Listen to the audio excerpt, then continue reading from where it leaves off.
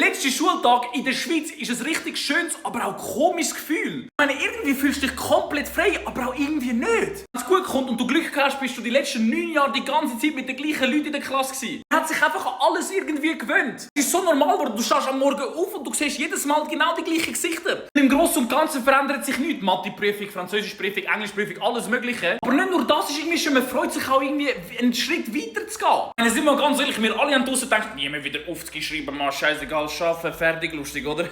Aber zu diesen Glücksgefühlen kommen direkt, aber gleichzeitig auch so komische Gefühle. Gibt man noch Kollegen während der Lehre? Wie sieht das Ganze aus? Ich war super nervös. Ich habe gedacht, oh mein Gott, das sind meine letzten 5 Wochen Ferien. Und ich Vollidiot habe nicht gewusst, dass ich am 1. August anfange, das heisst 2 Wochen Ferien.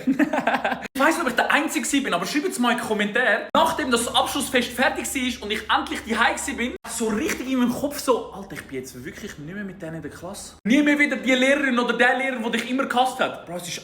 What the fuck? Also ich weiss auch nicht, in welche Klasse ihr gegangen sind, aber bei mir, mein Abschlussessen, hat ausgesehen, wir gehen um 2 am Nachmittag raus, essen ein bisschen Bratwurst und danach schönen Abend wünsche ich euch.